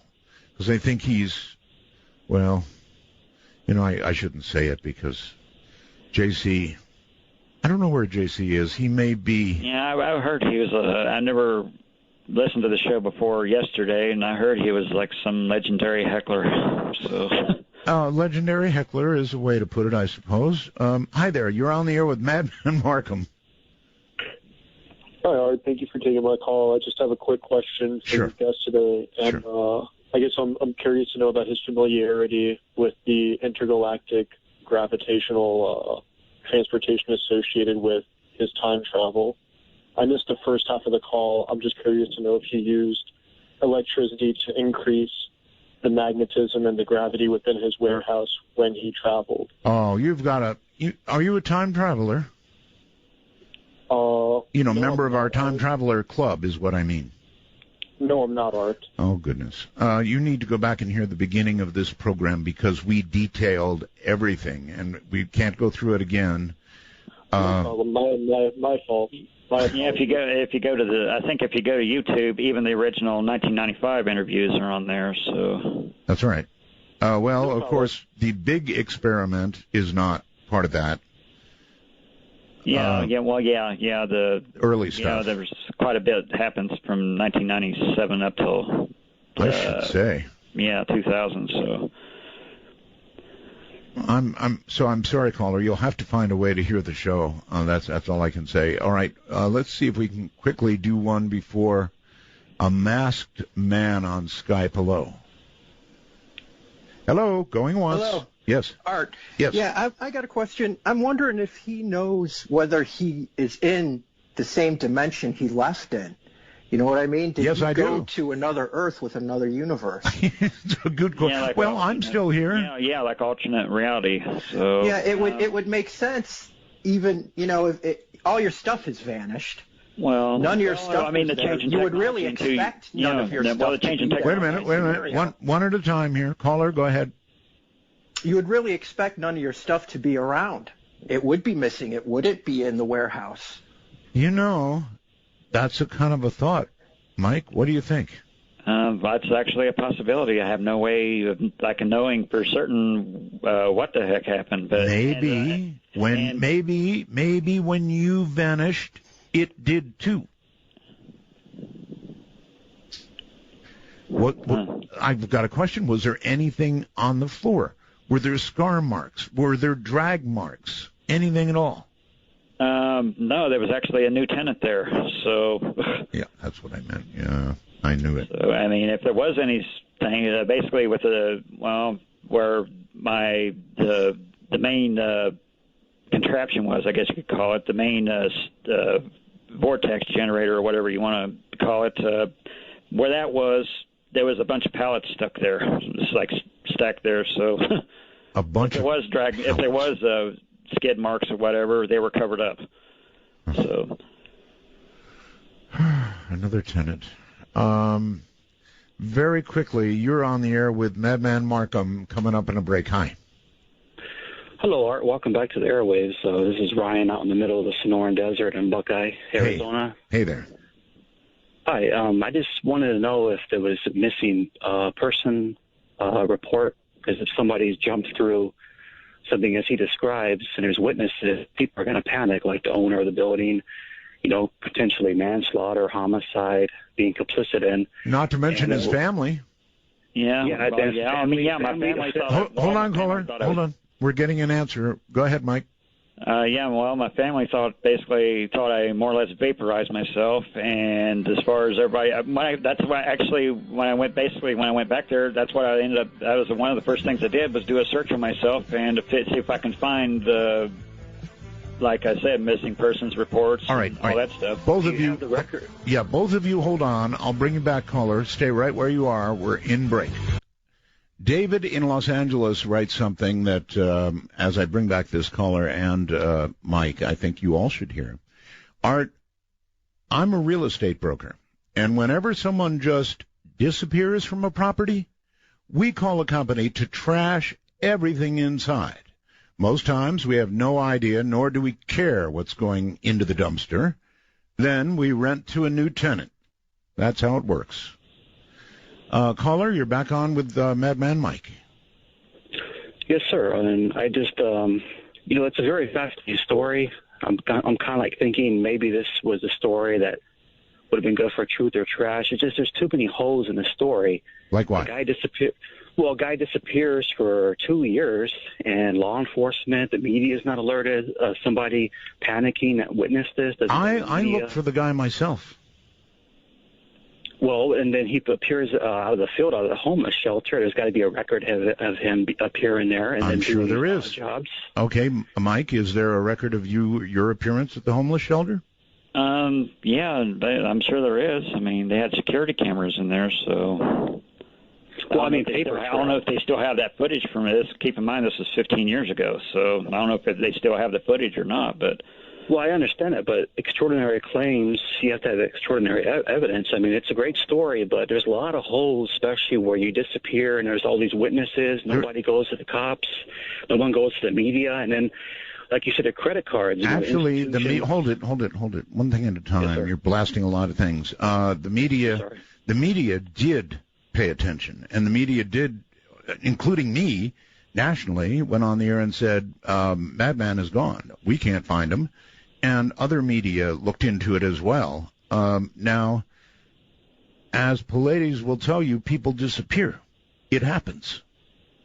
And because of... Go ahead. Gone because of this, him jumping into... through his time machine, or just disappearing off the grid. It's two different things. I'm not trying to be critical. Or no, you can be critical. It's fine. Be critical. The story is just like, family members would have panicked, okay? If somebody would have said, hey, your son, your daughter, your whatever would have jumped through something like that, and he said they assumed that he vaporized, well, I would think they'd go to the police. And I would too. And the guy that owns the building... Well, all right, that's yet something else. You're jumping ahead. All right, Mike, let me ask you this. Your family, I asked that too. I don't know, and I have no right to pry, but I don't know how close you were to your family. I don't know anything about you with that regard. I mean, so are you surprised they didn't file a police report? Well, I mean, I was actually kind of, but not really. I mean, I talk to him I don't call him like every day and tell him what I'm doing or anything like that. I mean, usually I call him I'd say maybe every few weeks. So, yeah, but let's try this. They knew what you were doing, didn't they? Yeah, and I figured, well, okay, maybe they assume, okay, I figured they'd have none of them have a life insurance policy that they tried to collect or anything like that. So, well, I'll tell you this: if I were writing a policy, and there was no, I figured maybe if the world assumes I'm dead, maybe there'll be a death certificate of me. No, I guess the world assumed I'm still alive, so because I can't find a death certificate on me. Well, after about a year, they can do that, or maybe it's more than that. I really don't know, but me neither. So I was trying to say if I was asked to write a policy on you, and I was the underwriter, I'd say no chance. Yeah, the premiums for that would be insane. So. Everybody has to remember, everybody knew what Mike was doing. He had been arrested. He had been in jail. He had collected this equipment. Then he had collected donations and money from broadcasting that we did. He had the warehouse. We know about that. And he had the resources to build the stuff he talked about. So we know an awful lot. Granted, there's some we don't know, but we know that much. William on Skype, you're on the air. Roswell's Art Bell. I beg pardon? Roswell's Art Bell. Well, Roswell's right back to you. Thank you. Thank you, sir. Mike, I've got a question for you. Okay. You said when you put your small animals through, they went up either east or west. Yep. Was it always the same direction, or was it one or the other? It was, as far as I could tell, as far as trying to figure out if there was a pattern to it, it was the east or west was random. So they either went east or west, but never north-south, caller? That doesn't make sense to me. Okay. If he's traveling forward in time, he should always go in the same direction and either wind up above the ground or under the ground. Well, my next question is, if you saw them appear, did they appear on the ground or did they appear above the ground and fall to the ground? Well, I mean, they were appeared above the ground. I mean, they were like basically on the surface of the ground. They weren't under the ground.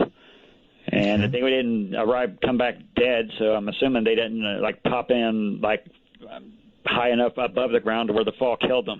So, were any of them physically affected in any way that you could detect, Mike? No, I mean they were perfectly fine as far as I could tell. No burn marks. They were I mean, they even had their same appetite. I mean, as far as you could physically tell, nothing changed. So. Okay. All right. Let's Obviously, go. It did something. It probably did something to the nervous system, but as you pointed out, they can't talk. Yeah. So. Certainly did something to your nervous system. Hi there. You're on the air with Madman Marcum. Oh, man, that's such a wonderful broadcast. Thanks for having me on. Sure. Mike, this is just a phenomenal story. I've been following it for, 18 years now, 20 years, however long it's been. I've had a lot of thoughts on ways you can do it. I'm kind of surprised that you've used as many animals as you have. The technology's evolved quite a bit now. If you do build again, and if you were to try to put items through, what about using something like GPRS or some sort of a tracker or beacon and shielding it with like a Mylar bag, having the Mylar bag pop with, say, like a CO2 canister on a timer, and then you could also try to record like a stopwatch or have some other way to really see how much time has passed on one side of the coin. Well, you can't take anything metallic through. And by the way, caller, real quick, hold on, caller, real quick, how many animals would you put through before you personally jump through? Well, I would at least put through something with some level of intelligence like a dog. I hate to say that because I'm a dog lover, but something that can sit, shake, something that can, if I could see that it recognizes command, yes, has some level of sentience after it, I might feel comfortable going through. Okay. Well, I guess Mike may have considered and possibly rejected sending a dog or a cat. There was a rumor about a cat. But yeah, I do understand. Yeah, the cat never happened. So a lot of cat lovers out there who who'd be upset. Yeah, and I didn't want Peta knocking on my door. So all right, so somebody calling themselves Manila Thrilla, you're on. Hey Art, it's Mike from Burbank. Hey Mike, I spoke to you on Truth or Trash. Okay. Hey, so the guy had money. So did he have the money in the bank? Did he have a lot of interest when he got out? When he you mean Madman had money? Yeah. What happened to his bank accounts? What happened to the utilities that he was paying? Was he in arrears? Did he take care of that? After you've been gone 2 years, it's all a good question, really, Mike.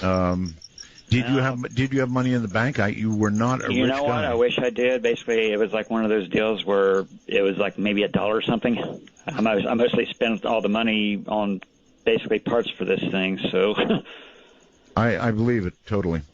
So, and as far as the utilities go, usually once you get 30 or 60 days behind, they shut it off. So I'm assuming that's what happened. They certainly do. So I mean, basically when I came back, my credits was trashed. So yeah, that's probably what happened. Okay, caller. Okay, Art. Thank you. All right, thank you very much. Appreciate the call. You're on with Madman Marcum. Hello. Hello. Yes. Hi. Hey. Yeah. I'm here, and I'm here looking on the internet, and it says that his stuff melted down. Now where did you? If I can ask, where did you read that? It's the infobarrel.com. I bet there's a million rumors about what happened. There's about most of those stories. Don't take it word for word. Basically, what they're doing, since I was more or less kept to myself for the past 15 years, so more or less people guessing what happened. And, well, you tell a story and you pass it to the next guy and it changes a little bit. Well, 15 years for that, it's going to be something totally different. Like, I don't know where that cat story came from, but it didn't come from me. So anyhow, I know we don't have a lot of time, so I just got a quick question for you here. Okay, now you talk about body mass, right? And maybe you got projected 2 years into the future because your body mass is larger than, like, let's say a smaller animal, if you get what I'm saying. Like, if you send something through, it appears a minute later. Yeah. So if you're larger, you're going to get projected further. That's actually crossed my mind. I mean, it's kind of counterintuitive. I mean, like if you're taking a rocket to the moon or whatever, I mean, it usually takes more energy to transport more mass. So I think it would be working in reverse, but maybe that's not the case. So yeah, it's a possibility. So yeah. You know, nobody should imagine that Mike has all the answers. He doesn't, and how could he? Oh yeah. He has told he has told you what he knows. Theory. Yeah. Yeah. Well, that was just a theory on my part. You know. So. Oh, nothing wrong with it. Throwing that out there. No. Yeah. No, it's good you did. Thank you. I mean, yeah. Okay, I mean, well, hey, thanks a lot, and I'll let you go so you can get in some more callers. Thanks. All right. Take care. Yeah, Mike, I don't expect you to have all the answers. You have given us what you can give us about what happened to the animals, what happened to the inanimate objects, and then what happened to you. That doesn't mean you have all the answers behind, how it happened, why it happened. And I mean, that's why I'm trying to figure out. And most of this stuff at this point is pretty much hands-on trial and error. So, or educated guess, I guess you could say. You could have tried to cash in on this a long, long time ago. You could have written a book, probably had a movie out of this, no less. So, frankly, I hope you do kind of cash in on it. I mean, it's kind of at this point, I'm basically at the point where it's kind of a requirement if I want to basically advance the research more or less. So, and that is really what you want. Money. I'm doing it for basically the learning, I guess. Yeah, and that really is what you want, isn't it? You want to continue the research. Yeah. That must be you starting your computer up to continue your research. No, it was an automatic restart of the computer. I happen to be sitting in front of, so. I understand. All right, let's go to Hartsville, South Carolina. Is that right? Yeah, that's right. Hello. Hi, Art. This is Ness from South Carolina. You're kind of hard to hear, so get close to the phone or something. Oh, hi, Art. This is Ness from South Carolina. Much better, Thanks yes. for taking the call. Yes. Hey, Mike, I have a question, maybe somewhat off topic. I was just curious, let's say your creation or experiment would allow you to travel back in time to any period or moment you wanted. I was just wondering what time and why would you visit it, and is there anything you would change about it? Well, believe it or not, I never really considered it because every way I know, it only goes forward. And even when it goes backwards, you can't go back to the day before you turned it on. So I never really thought about it too hard. I mean, yeah, if you went back to the day before you built it. Well, here's the thing about going backwards in time. I mean, this is why even theoretical physicists basically say you can't go backwards in time. For one, it violates every conservation law basically there is because, well, you can go back and meet yourself and then do that an infinite number of times. That's a lot of that's a lot of mass energy from nowhere. Boy, it sure is. Well, it's just been an amazing story with you now, spanning now decades, and I just wonder what the next step is. I like the idea of a book, but in terms of your actual experimentation, on the one hand, you could say, I'm done, I don't want to die. On the other hand, you could say, I'm not done, I'm still in my prime, and if I did a big machine before, I can do a bigger one now or do it better. Well, I don't know about bigger. I mean, the last one was pretty big, and I did basically, there was like there was like probably 4 or 5 years worth of experimentation I could do with that before I decided to rate. Basically, I want to learn all I can. I mean, it's kind of like building a bigger and bigger particle accelerator. You want to basically milk it for all it's worth before you go build a bigger one. So. A very fast question, maybe from Connecticut, I think. Hello. Hi. Am I speaking? You are, but you've got very little time. So if you have a question, fire it out. Yeah, I just wanted to know, do you really think it's time or probability space? Because I'm pretty sure there's no such thing as the past or future. It's all the now, and you're really just changing probability. Mike, do you have any comments on that? Well, I'm kind of like, if you ever read those books by Brian Greene, he has like 4 of them on quantum physics and all that. This is my personal view. My personal view is basically the future is actually every possible future exists simultaneously. We just can't see it.